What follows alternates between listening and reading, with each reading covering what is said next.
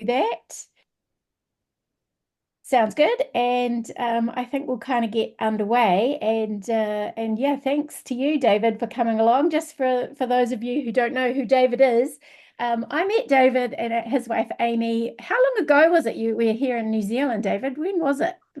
I've of course got this in the presentation, but I think we were in New Zealand 2000, late 2016, early 2017. Wow, it seems like crazy a long time Yeah. ago, and I've been following their blog. These guys write a fantastic blog, and I've got some really awesome tips and things as well on their blog that they've done about all their cruising adventures. And I'm sure David's going to tell us all about it. But they came to Christchurch, and as I love to do, even this is way before I owned Island Cruising, was just kind of meet up with cruisers as they're traveling around the country and show them our little part of the world. And it was great to catch up with you guys and take you for a wee tour and have a drink at, I think we went to the Ducks Yeah, Central it sounds radio about right. station. So it was wonderful. And I've stayed friends with Amy and David since then. So it's fantastic to be able to catch up with you again tonight or today, sorry, your time tonight and uh, and to catch up with what you've been doing with your awesome product. I've had a play with it myself, and it's a fantastic product. So I thought a lot of people will probably also be a bit like me and struggling to keep up with all the maintenance tasks and deadlines and things on boats, and you're going to tell us all about that. So. Thank you very much, David. Thanks for everyone for coming along, and I'll hand over to you to sort of get your presentation underway. Yeah, absolutely. Thanks so much, Vicky. And everyone on the call, I really appreciate y'all being here. You will hear me say y'all a few times from the States. Last lived in Texas, but my wife and I are now no longer on the boats, but living up in Massachusetts, where it is quite cold at the moment. So let me go ahead and see if I can get this presentation shared up here now. Yeah, minus Beautiful. 12 is Hopefully cool. that's everyone can see from dream to reality, maintenance while cruising. Yep, I can see it. Looks good. Thanks, David. Perfect. All right, so we'll go ahead and get started off. I really appreciate Vicky's introduction for me, but a little bit more background. So there's kind of, I think, three things that uh, bring me here to talk to you guys today. First and foremost, as Vicky mentioned, my wife and I spent 10 years living aboard our boat, and we did a full circumnavigation. The blog that she was mentioning was called Out Chasing Stars, and in addition to the blog, we also did a YouTube channel, which I think is kind of requirements these days, it seems like. But we have a very small claim to fame in that we were the first YouTube channel to fully document a circumnavigation. So we've got lots of information up there, both on the blog and the YouTube channel about the places that we've been. We did a series on OpenCPN that a lot of people found very helpful. So trying to give some information back to the community. And then lastly, as Vicky mentioned, I have a new project, which is called Maintenance Right on Schedule. And it's trying to take all that information and knowledge and learnings that I accumulated over those 10 years, trying to put it together in a service that I think can help people as they live on and manage their boats. So a few goals for what I'm hoping to cover today. Now, understand that a lot of you guys are going to be heading up to the South Pacific if you're not already on your boat. So hopefully a little inspiration, things you have to be looking forward to. Give you a little education on kind of maintenance on boats, things like I said that I've learned over those 10 years, a little training on how maintenance ROS might be able to help kind of manage the boats for you guys, and then hopefully wrap up with some Q&A on kind of whatever topics, maintenance or cruising or whatever related that you might have. So I'll give a little bit more kind of background on my wife Amy's and my history. People are always very surprised to find out I didn't actually grow up sailing. My dad gets seasick just looking at the water, so we did not spend a whole lot of time on boats at all when I was growing up.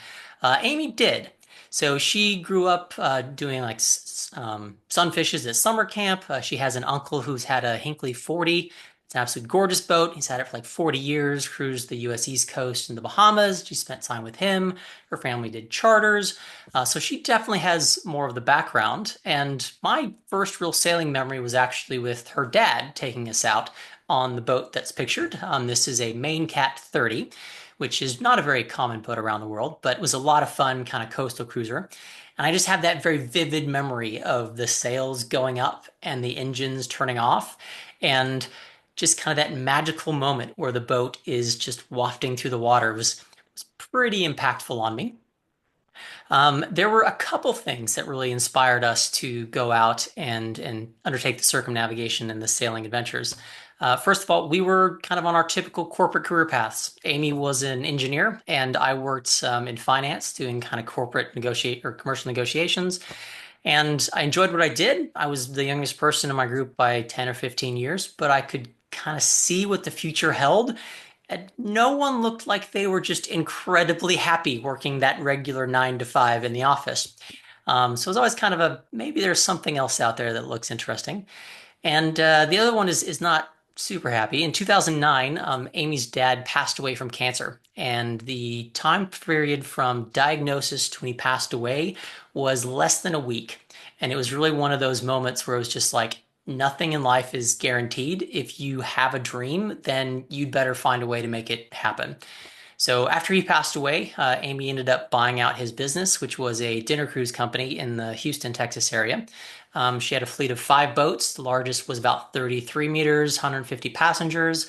We both got 100-ton captain's licenses and kind of worked towards this dream of going and sailing and seeing the world, which then led to this moment in 2014. This is our boat, Starry Horizons. She is a Fountaine Peugeot Helia 44 catamaran. She was launched brand new in France, October 2014. And in spite of my hopes, new boats certainly not like new cars. There was a lot to kind of start figuring out and maintaining. And like I mentioned, we had this background in boats by this point. We were decently knowledgeable, but I still remember that feeling of being in France, just kind of like, oh my goodness, what have we done? Everything is just so complicated. There's a lot to learn, kind of drinking from a fire hose feeling. Now, granted, we finished circumnavigation. We managed to accomplish and learn a whole lot, but this was the start. And then from there, I figure I'll give you all a quick overview of the route that we took. We ended up leaving France. We did our first Atlantic crossing. This was from France down to Spain. We went down to the Canary Islands and then the Canaries straight to Florida. And this was the longest passage of our circumnavigation. We left Christmas Day 2014, took 26 days, almost 4,200 nautical miles.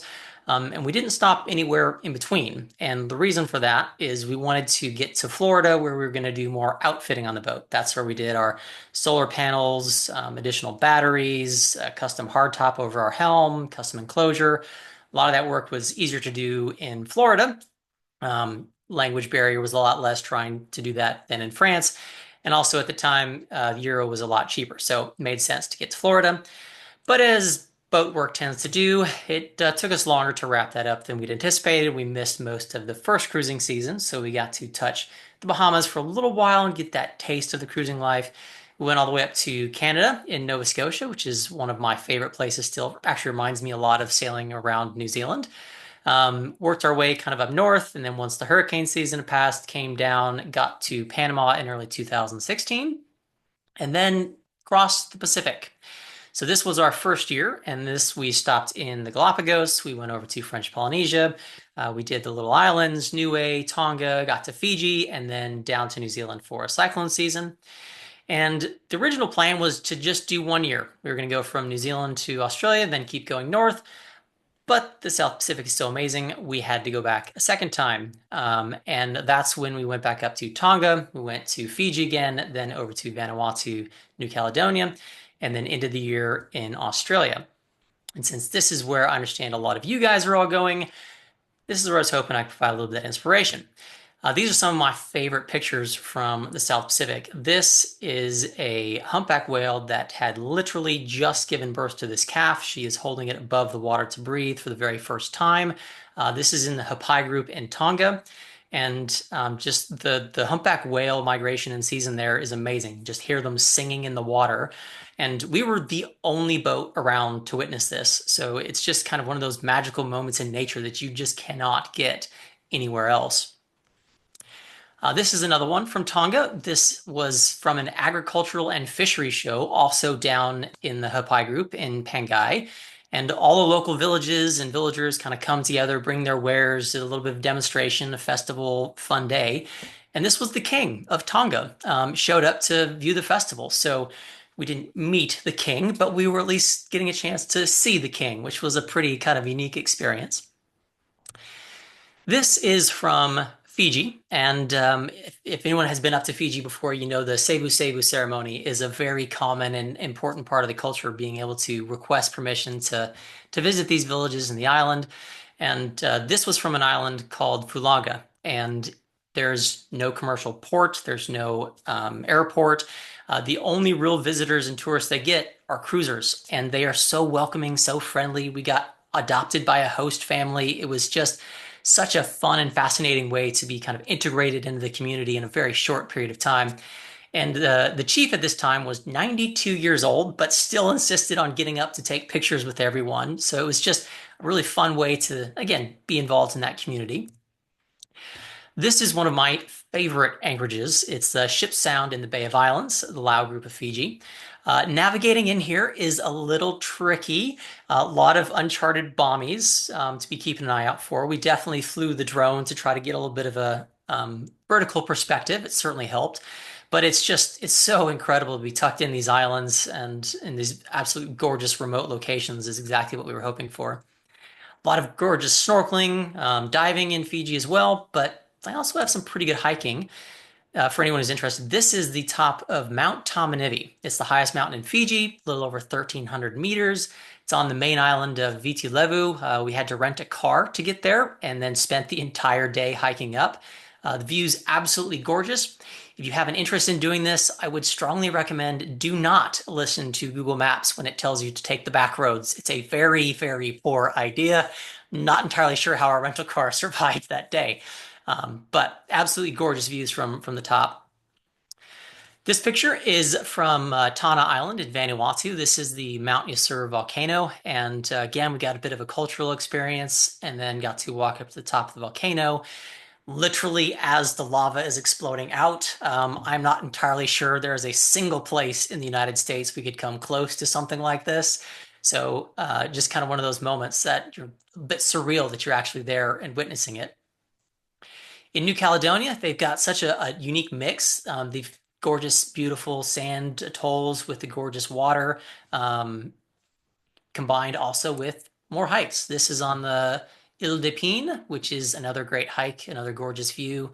Absolutely gorgeous mix of everything in New Caledonia. Really loved it there. And I understand we have a few Aussies on the call. So this should look a little familiar. This is perhaps the combination most epic and most stressful day of my entire boating life. This is the AP photo from 2017, and that red arrow is Starry Horizons anchored front row in Sydney Harbor. Sydney Harbor is so deep. There was so much wind, so many boats trying to anchor in a very small space. It was just, there was a lot of stress. But as soon as those fireworks went off, it was absolutely all worth it. So if you're going to Australia and be in Sydney, well worth it. But if you can do it on someone else's boat, it's a little less stressful. So once we wrapped up from Australia, we kept going up through Southeast Asia. We did the Indonesian rally, 90 days in Indonesia, went up to Singapore, Malaysia, Thailand, and then continued on across the Indian Ocean. We went over to Sri Lanka first, down through the Maldives, stopped in Chagos, went over to the Seychelles, and it had always been our plan to go around South Africa. We had been there before, always loved it, wanted to go back, so that was always our plan from the beginning, which then took us down to Madagascar and around the wild coast of South Africa. If there are people planning on doing a full circumnavigation, continuing on, just be prepared. Going down this coast, I always say I think we had winds over 40 or 50 knots 5 times on our entire circumnavigation, and 4 of them were going around this coast. So it was a lot of careful planning to make sure we got through places safely. Once we left South Africa, we did our second Atlantic crossing, broke this one up a little bit more, went to St. Helena, over to Brazil, got there just in time for the end of Carnival, and then headed up to the Caribbean, which we took a picture. This is us literally crossing our wake for the circumnavigation on March 26th, 2020. 2 days before COVID lockdown. So we had absolutely perfect timing to wrap things up, but it was a little bit of a high successful moment and then a bit of a downer of, well, we had this party planned, people were going to fly in, couldn't quite do that anymore. But we were super thrilled to achieve our goal and actually finish that dream of the circumnavigation. Few stats from the whole trip. Officially, circumnavigation is where you cross your wake. That's where you should count the start point. And so for that period of time, it was starting December 30th, 2015, all the way to March 26th, 2020. It took us 1,546 days, 34,140 nautical miles altogether. But that's only about 22 nautical miles a day on average. And a lot of people are really surprised about that, but we spent so much more time at the vast majority of our time at anchor, but also, stationary in marinas or haul outs or those sort of things. So not actually a ton of miles sailed per day on average. When we did go on passage, we went on pretty long ones. So 10 passages of over 1,000 miles or more, quite a few more just about at that cutoff. In total, we hit 27 countries and territories.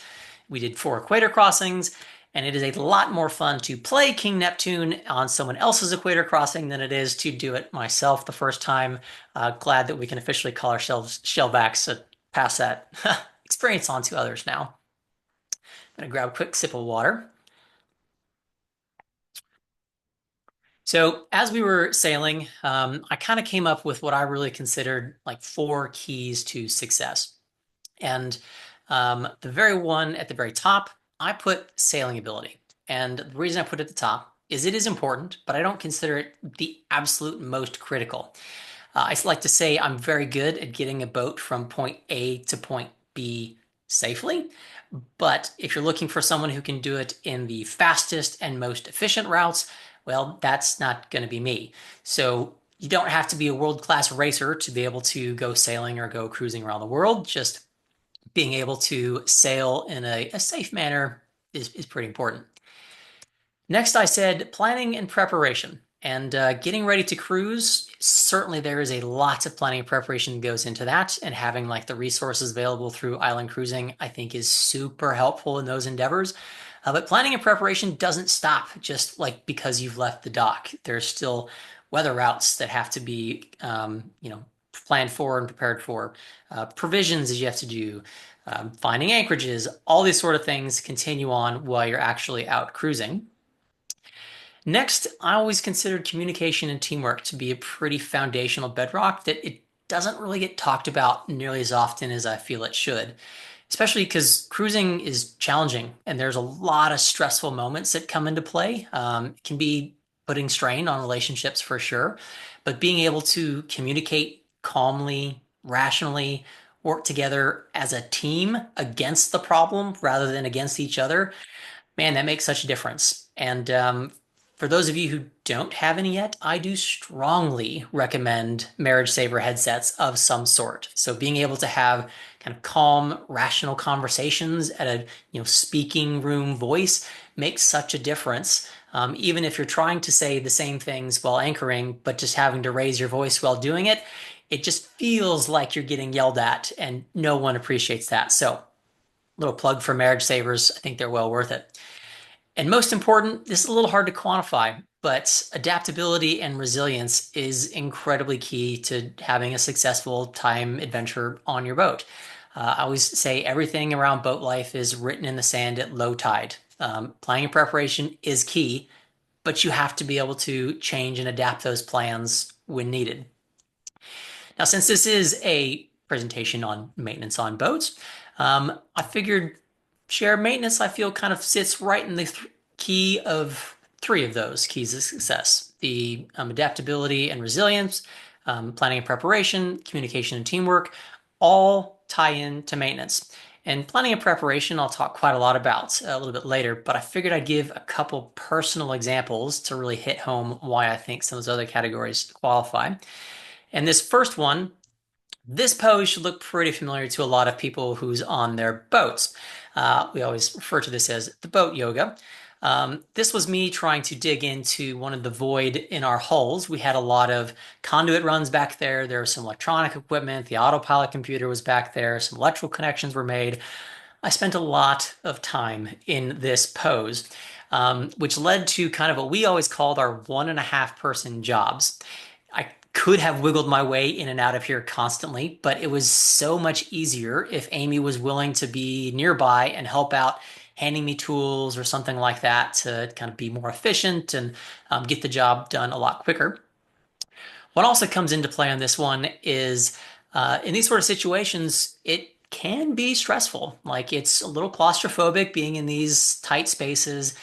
If it's hot, you're sweaty, you're tired. If you're trying to fix something that's not working and you don't understand why, it's pretty easy for tensions to rise. So again, having that kind of calm communication working together really makes quite a bit of a difference in terms of how successful those projects and maintenance tasks will actually end up being.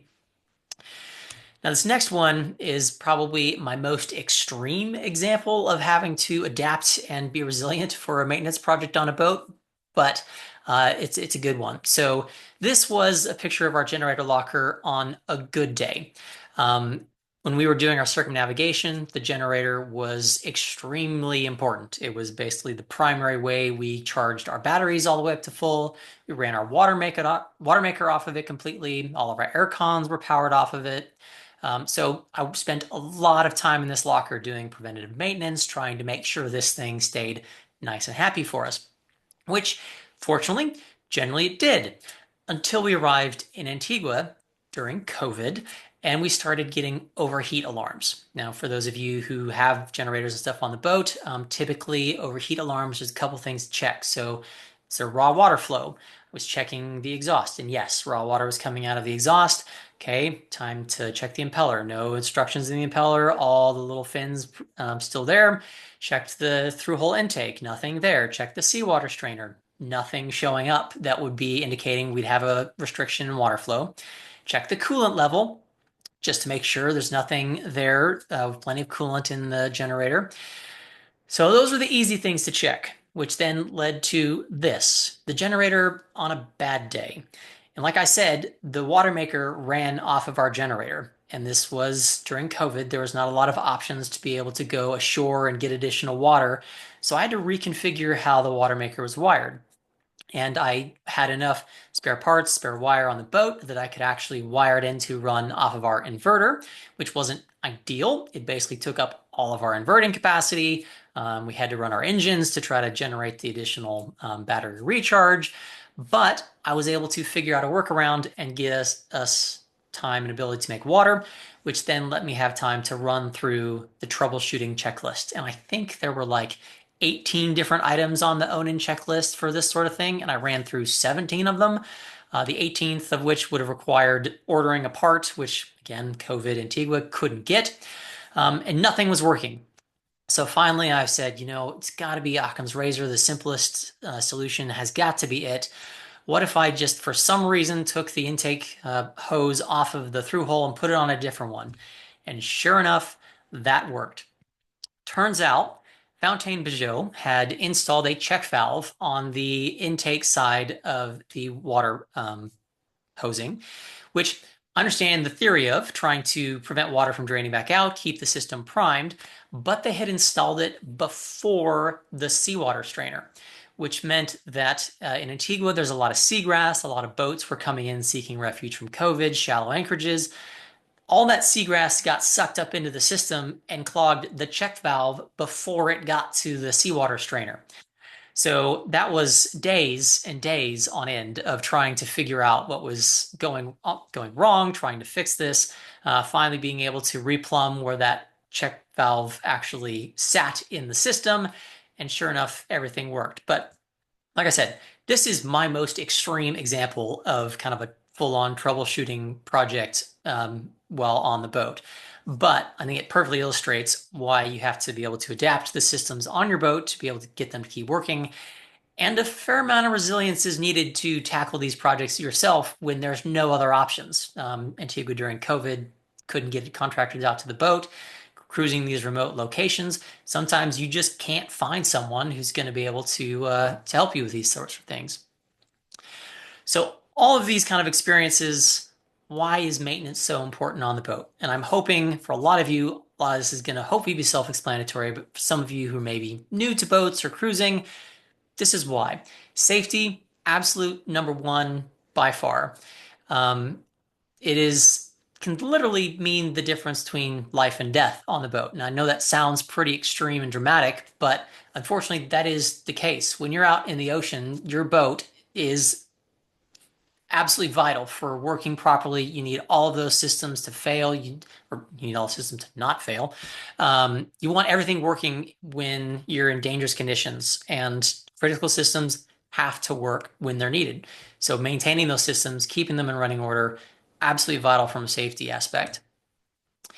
From a reliability aspect, there's that too. Reducing unexpected breakdowns, doing routine checks means you can help find small issues and prevent them from becoming major problems, extend the lifespan of the equipment on the boat, keeping everything working. Certainly comes down to how much maintenance you're willing to do, or in large part, how much maintenance you're willing to do on the boat. There's definitely a comfort and enjoyment factor as well. So well-maintained and well-working systems can increase that quality of life. I talked about air cons on our boat. It's really nice to have those. Not so nice when they're not working on those extremely hot and still days. And toilets are another great example. No one wants to have to break out a bucket when you're on the boat. Being able to keep on top of maintaining those systems, keeping them working, can make life a lot more pleasant. It's definitely a self-sufficiency aspect as well. So being able to be prepared to maintain your boat gives you more options on the things you can do on your boat, places that you can go, the ability to sail in some of these remote locations, and there's a lot of them still in the South Pacific. Being self-sufficient means that you can maintain your boat and stay on it longer in those locations rather than having to go back constantly finding someone who can help fix every small little problem. Then there's definitely a financial aspect as well. As I mentioned, we just sold Star Horizons last year, and the buyer specifically commented on how much he appreciated that we had a well-documented maintenance history, and I firmly believe it helped the resale value of the boat. Also, unexpected breakdowns can be very expensive. I have a friend who said, "Oil is cheap, engines are expensive." Now, how about kind of a general maintenance philosophy that you can kind of keep in the back of your mind as you're planning your cruising or life on the boat? I always say to start out, really try to identify those critical systems on the boat. And this is different for everyone, but really think through what are the things that you just absolutely cannot live without. Some people are absolutely fine. If the autopilot goes out, they're okay hand steering. Other people, that's unacceptable. So once you've gone through all those systems, really do a risk assessment. Figure out what's the worst that could happen if this fails. Do we need to have enough spare parts on the boat to absolutely be able to fix everything? Or is redundant systems okay? Having two autopilots might be an acceptable solution. And determine the workarounds. So if the worst does happen, what can you do to get around it? Planning preventative maintenance, I do think, really sets you in good stead for being prepared in a lot of situations. And I'll give a little bit of embarrassing admittal here. When we got on the boat in France, I ordered 5 years worth of belts, filters, impellers because we were planning on a 5 year circumnavigation. Did not quite need that many. Definitely could have found more spare parts around the world. Um, but keeping that in consideration for where you're going to be cruising and the availability of those parts definitely lets you plan how much you should have on the boat before you leave. I do think, as I mentioned, those routine checks, those are absolutely vital to kind of stay on top of the boat, kind of getting a feel for where the boat is feeling, areas you need to be checking on, those sort of things. And there's definitely some skills and knowledge that you can work to try to build up before you go as well. I do really firmly believe that tracking and documenting everything that you're doing on the boat makes a huge difference. It can really help troubleshooting the problems that are going on the boat, having a historical record, being able to figure out what you've done previously. Definitely cuts down a lot of time trying to work through current problems. Also, with that, records being able to pass along to people. And I do strongly recommend taking lots and lots of photos. Before you take something apart, take photos. While you're taking it apart, take photos. As it's taken apart, take photos. I promise you, we've all had that moment where we think to ourselves, oh, I'll remember where that screw goes. No, you won't. Take a picture, then you'll actually be able to put it back where it belongs. And this day and age, there's a lot of digital tools out there that makes life so much easier. Like I said, having all those photos in one place rather than scrolling back through all your photo cameras makes it very much easier to find things when you're looking for them. Now, as for those kind of essential skills, these are probably the four things that I spent most of my time doing. Some basic electrical troubleshooting, 12 volt, 24 volt systems are pretty easy, being able to figure out if there's corroded connections that needed to be redone. Um, a lot of those things are very basic, very much capable for people to handle on their own. A lot of basic engine maintenance. Again, the filters, oil and fuel, doing some impellers, some belt changes. Those should hopefully be the real basics for what you need to keep your engine running properly. And there's no reason you can't keep those parts and do those sort of things yourself. Some basic plumbing repairs. Water makers are probably the most common thing here. But fortunately, I feel plumbing repairs are probably the skills that translate most closely from land life to boat life. So hopefully most people have a leg up there. And lastly, doing some rigging checks and repairs. So we never left on a passage without me going up the rig and checking everything as closely as possible before we left. Doesn't mean that we never had problems with the rig while we were out sailing, but definitely found a lot of issues that could have become major problems and were able to fix them before we left.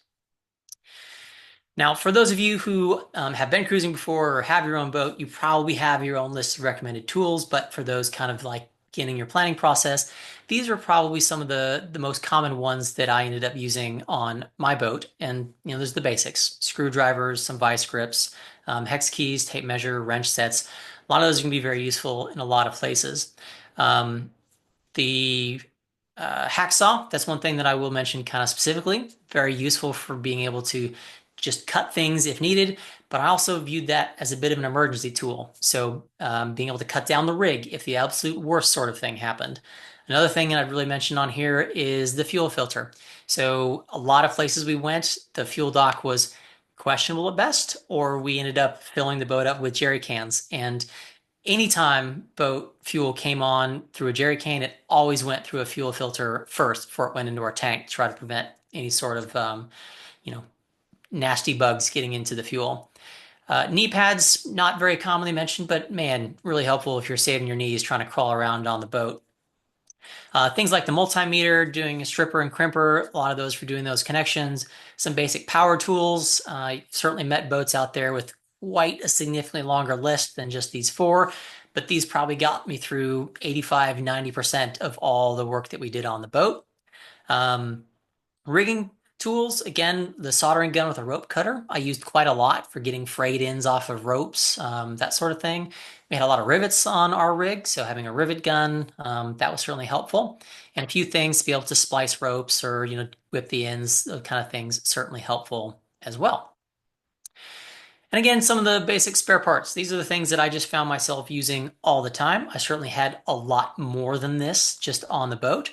But certainly stainless steel screws and bolts as much as possible. No zinc, no galvanized stainless steel as much as possible. Zip ties, Loctite, things to prevent things from moving because vibration can certainly end up being a problem. I'll mention this JB Weld Marine Weld. It was a very quick mix little epoxy set that I used quite a lot. It's very, very helpful. Fuses. Fuses, I don't think get talked about quite as much as they should, but I definitely recommend, and it's a pain to do this, but comb through your boat. Figure out all the different fuses you have, what kind they are, what size they are, and then get spares for them. Especially boats these days with the big lithium battery banks. A lot of them are going to rely on those T fuses, and if that goes out, the boat's pretty much dead in the water unless you've got a backup. And then another one I'll really mention is that Tef gel. If you take anything, bolts, screws, parts, put Tef gel on it before you put it back together. You're gonna really thank yourself further on down the road if you can prevent some of that corrosion from occurring in the future. So let's take a little bit of a step back, and I'll give kind of a bit of a step-by-step walk through kind of my maintenance journey on the boat. And I'm sure a lot of people can relate to this first step. When I first got on that boat in France, there was a little bit of that panic and kind of rapid learning mindset of, oh my goodness, like I said, what have we gotten ourselves into? Realizing how many complex systems we had on the boat. Um, it's definitely that drinking from a fire hose phase. The good news is, seems like everyone figures out a way to climb that learning curve. It is not fun at the very start, but it's certainly surmountable. The next step was, all right, let's start with some basic things. Let's do an oil and filter change, some of those 12-volt electrical connections. And then, wait a minute, I should probably be documenting what I'm doing, these sort of tasks. So I found a little chandlery. They had some paper logbooks, writing those sort of things down. Very quickly realizing those are very limiting. Paper's not a great medium to be documenting on wet boats in dirty areas. So how about spreadsheets? That's pretty much what I did for a career before I moved on the boat. So I'm very capable of making a spreadsheet to track the maintenance being done. Certainly allows a lot more detail, a lot more planning, but still they lack quite a lot in terms of an overall solution.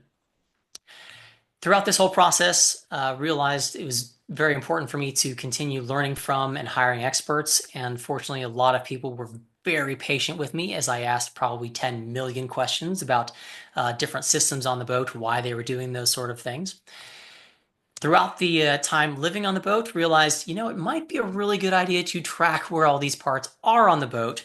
I don't know if anyone else suffers from male refrigerator blindness or if it's just me and my poor suffering wife, but trying to remember where things are stored, if I bought them multiple times and I've just stored them in different places, certainly worth it to try to track where actual inventory goes.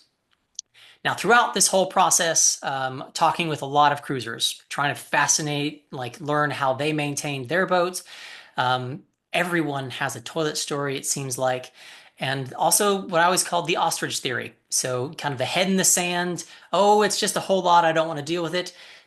Don't go by the ostrich theory. You should really at least do something to work and maintain your boat. Throughout the process, I finally got enough confidence that I was starting to design our own systems on the boat. So after we finished circumnavigation, we did a full refit, we removed the genset, reconfigured the batteries and shore power, and I designed and installed all the systems. So that was a pretty big step for me. Throughout this whole process was realizing, okay, there's got to be even a better way than spreadsheets. So let's try some of those digital tools that are out there.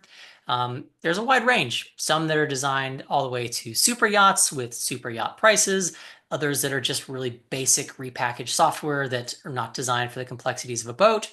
It didn't have maintenance schedules built in, so I'd have to rebuild all my maintenance schedules. And that led to the birth of maintenance right on schedule, realizing I've learned so much, there's got to be a better way that I can do something better. And there's a few reasons why I really felt we needed to build maintenance ROS. And the first one was to really smooth that learning curve of boat ownership. When you drinking from a fire hose feeling, I mentioned it multiple times because it really stuck with me. I really wanted to build our own database with actual maintenance schedules. So when people come into our system, they can get a customized maintenance schedule for their boat and know what they need to do, when they need to do it, and they at least have a leg up to start. Also, predicting when maintenance is actually due based on the use of the boat. There's a lot that changes based on how much you actually use your boat, and being able to have a system that can predict that was something that I found really helpful. I also wanted it to be a very easy way to access documentation, both the maintenance history of the boat, but also digital owner's manuals for equipment. It was no fun having to thumb through paper manuals or dig through all the folders in my computer trying to figure out where I had saved a manual previously. Having everything all in one place just makes it very quick and easy. That inventory that I mentioned, being able to keep track of everything, I certainly wanted to be able to tie inventory items to maintenance tasks. So when you complete a maintenance task, the system will automatically prompt you, did you actually use this part? How much did you use? Where did you use it from?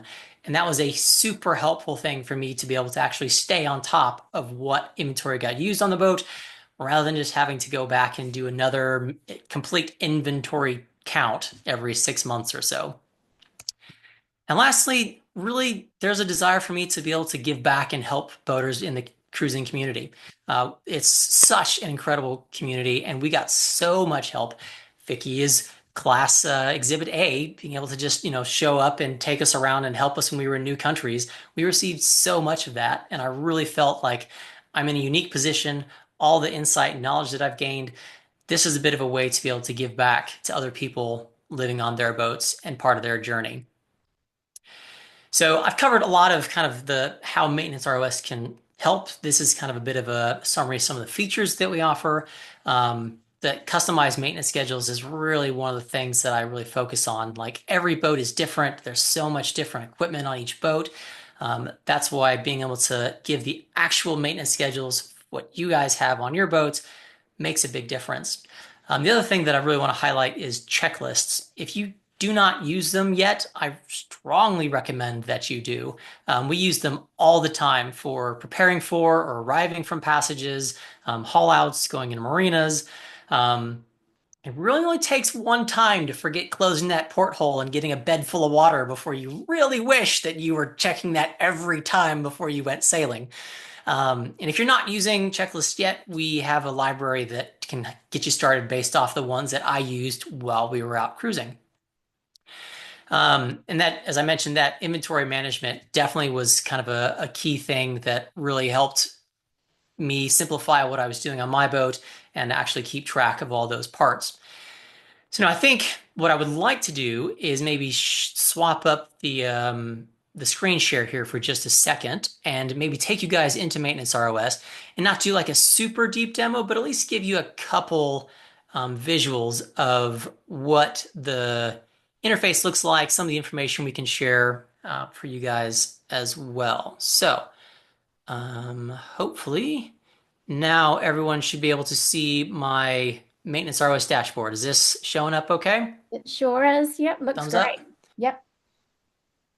Okay.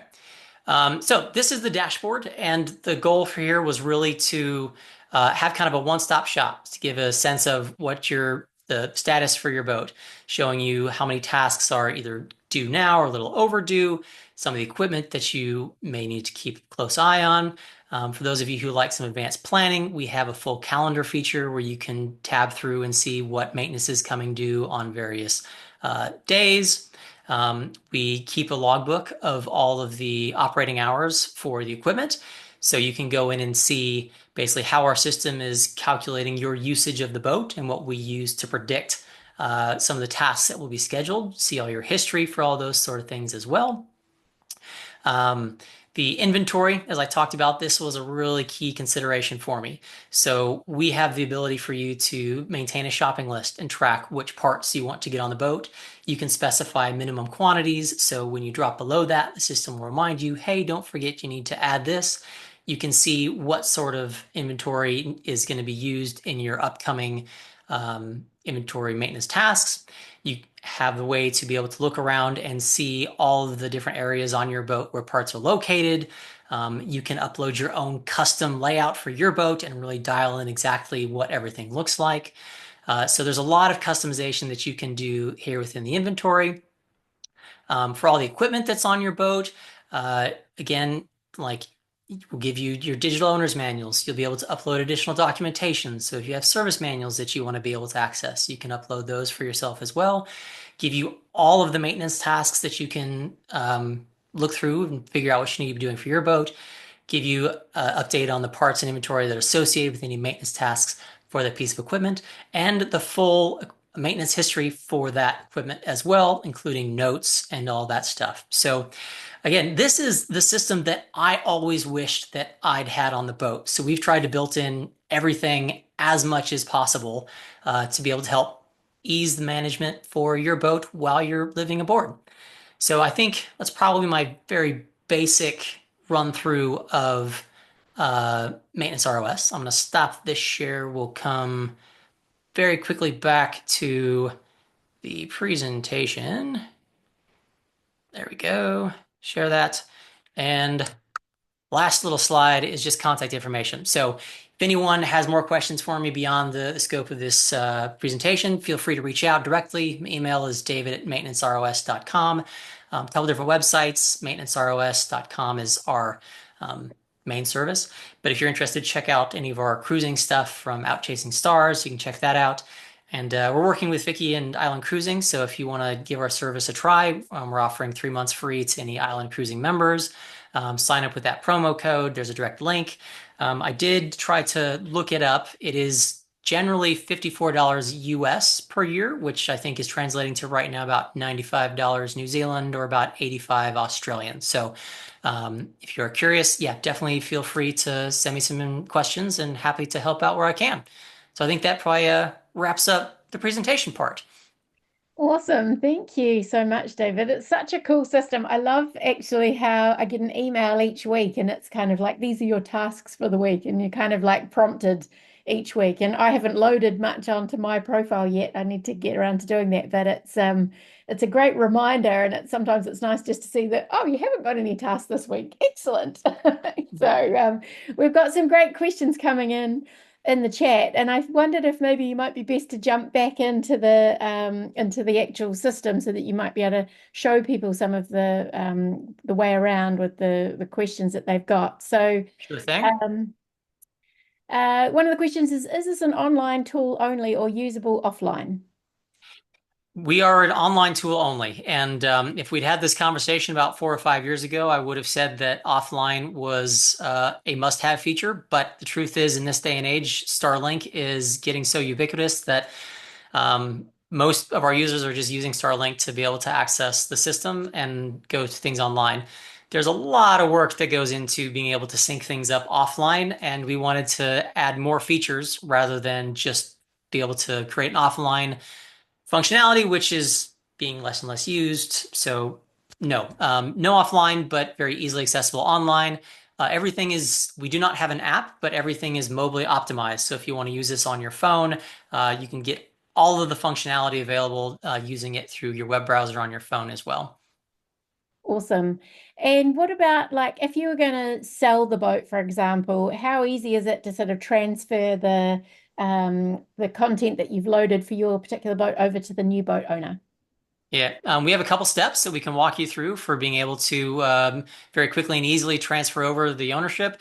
I gave my main maintenance ROS account to the new owners of Starry Horizons, and he's still using it. So certainly possible. It's on our list to try to make it kind of a one button sort of experience down the road to make it even easier, but it's definitely possible now. And if that comes up, I'm happy to walk through those steps. Perfect. Is it possible to import past tasks, i.e., via a spreadsheet to populate a history? Like We show have me worked that. with some people to import stuff via a spreadsheet. The challenge is things have to be in a very specific format and named tasks to be able to sync what's in our system. So what I generally advise is we have ways that you can input historic tasks in the system itself. So that's generally the easiest way to do it. Otherwise, there's a lot of kind of back and forth making sure formatting issues are correct. If you have a lot of maintenance history and it's something you really want to work on, you can reach out to me and we can talk about it and see if it might fit. Perfect. Excellent. Can you print out the provisioning Chandler's shopping list based on the supplies used to take with you to the supermarket, to the shopping your chandlery? We don't currently have a like report feature for being able to print out the shopping list. We have general data export feature. So one of the things I definitely forgot to mention was all of the information that's in here, we view it as y'all's data. So we have a way to export all that information, including inventory parts. And I don't think there's a specific like shopping list like single export right now. But if that's something that people are interested in, it's something we could look at. Awesome. Cool. Do you have templates for each sort of boat, or how does it work with setting up a boat? You know, like is it you choose your boat or you choose a catamaran or monohull? How do you sort of do that? Yeah, so when you come into our system, and this is going to look very similar right now in this equipment setup to what you would see when you first come into signing up to Maintenance ROS. The one thing that's not shown here is we have a screen that says what type of boat, what type of model do you have? And in addition to all of our kind of equipment database, we're also building out a boat model database. And what users input for equipment that's on those boats if you have that same model, we'll suggest that and say, okay, other users that have a Helia 44, this is some of the items that they've had on their boat. Would you like to add this to your account? So a very quick, very easy way to try to add those pieces of equipment. If not, we have our entire equipment library right here. You can search through, add the parts. If you're looking for a piece of equipment that we don't currently have in our database, we have this not listed feature. You can either choose to add it yourself, which will have a full schedule, a full bunch of tutorials, including one how to use our schedule builder. You can very easily add things yourself, or ask one of our staff to add the equipment into our database on your behalf and then get notified. So we try our very best to make things as quick and easy as possible for setting up the boat. In addition to trying to estimate where in the maintenance life cycle something is. So it's not super helpful to just log in and say, well, everything is due right now. That's not reality. So we want you to be able to kind of get a very quick and easy estimate of the boat's 5 years old. This is where most things should be 5 years in its maintenance life cycle. Or if you have some of that maintenance history, you can dial in and say, I did this last oil change on February 15th, and then the system will be able to calculate precisely when those next tasks are due. Awesome. That's really cool. I loved it how you could scroll through that list and find your equipment and then it was like, for the winches or what have you, you clicked on it and then you've got the manuals and stuff all in there, which was I thought was fantastic. So it's stuff like that's really, really useful to for people to kind of go, wow, this is great. It's already on there. You don't have to go searching through finding the manual in the massive pile of manuals that you've got. So yeah, that was fantastic. All right, we've got a couple of other questions. Could we have a look at the checklists and see Yeah. what ones you've got there and what sort of stuff you have on like your daily one and that sort of thing? So the daily checklist, I'll cover that real quick. So there is a lot of manufacturers that speaking from personal experience, I think have a bit of an unrealistic expectation for just how commonly people are going to be checking everything on the boat. So some equipment have a very long list of things that need to be done daily. I don't know anyone who, for their outboard engine, literally checks their engine oil level every single day. But that's what the maintenance schedule says. And we want to be able to give people what's recommended, but we don't want to overwhelm all these maintenance tasks showing up every single day. So those sort of tasks that are daily, we put together here so you can definitely see them. If you complete them, you can still mark that. But we wanted to be able to separate out all those kind of daily type tasks. Now, in terms of checklists, these are some of the ones that, like I said, I used on my boat. So for departing for an ocean passage, you can see all of the different items that we used on our boat. And this sort of thing is in our checklist library. So you can edit this for your boat. You can add more things, remove things, kind of whatever works for you. And then we do keep history records of when the number of times that you actually ran through the checklist, the items that you marked off, if there were any notes or files that got attached, like that sort of things, all available for you to look back with that information. Awesome. That's really cool. It's great having that there. It's just such a great reminder, isn't it? When you've got so much other stuff on your mind, being able to kind of just go in there and then tick everything off and record that you've done it is fantastic. So I love that. Is it possible? How do you kind of look at upcoming maintenance status and imminent action items? Is there like a list of those, or can you print them out, or email? I know you get the email, but oh, cool, you've got the upcoming tasks. Great. Yep. So straight on the dashboard, this was one of the things I always was, again, trying to plan that maintenance. And so having the upcoming tasks, at least what's in the next 30 days, all of them are going to be showing up here for you. Cool. But we also have this calendar feature as well. So if you want to look even further out in the future, everything the system has scheduled, you can cycle through and figure out what actually is coming up, when it's coming up and scheduled for. So there's a couple different ways to be able to look and see and help plan for what's being done. And then, as I very quickly mentioned when we were in this inventory, if you have some inventory parts that are tied to maintenance tasks that are upcoming, you can see those parts that you'll be needing now as well, in addition to how many can be used, how many you have available. So if you are short of parts, it gives you some of that advanced warning that, hey, there's some things I need to go stock up so I can be ready to do these maintenance tasks. That's awesome, isn't it? So you can kind of go, right, I've got to change the fuel filter, but I haven't got any available, so I need to go to this chandlery or whatever. Yeah. Yeah, that's cool. A question, can the date format be changed? Obviously here in our part of the world, we're day, month, year as opposed to month, day, year in your part of the world. Is that a possibility to change the calendar format, the date format? Yeah, so the way we built the system is it should detect your system settings and format the date based on your preferences. So if your computer system settings are day, month, year, it should reflect that. Um, Computers work great when they work properly, but when they don't, it's very frustrating. So we have had a couple instances where like date formats haven't shown up properly. So we are working on a way to be able to fully customize and choose date formats to kind of override the default settings, but it should work based on your system settings. Cool. Yeah, I think I didn't notice it on mine, so I think maybe it's recognized it on my one. So but I'm just looking at yours now, and I see you're the opposite Yep. way. So that was a good question.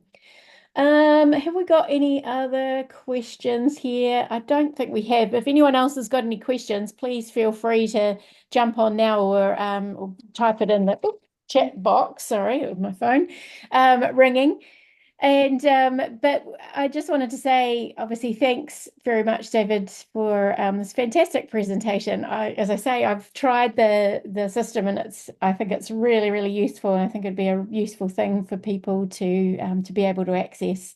And I'll send everyone a link to the recording of the meeting and a link to your website, and also that code that you can use to make sure that you can sort of get the free trial and get your boats and stuff all set up and see if you like it and want to give it a go. But I think it's super useful and yeah, I really wanted to say thank you for your presentation, but also thank you for all your other videos and content that you've done, particularly your Open CPN stuff. We've been referring to those a bit recently as well with everyone heading up to the islands this season. So I just really love your work. And thanks everyone for joining us today. I'll send you David's contact details too, so you can contact him directly if you've got any questions. So yeah, I think we'll sign off. No other questions have come through. So thanks everyone for joining us. And yeah, we look forward to catching up with you again soon, David. Thanks again. Perfect. Thank you all so much. Really appreciate the opportunity to speak to you guys. Have fun cruising. Yeah, we will, and we'll keep in touch. Yeah, awesome. Sounds Thanks good. Bye, everybody. everyone. See you later. Bye.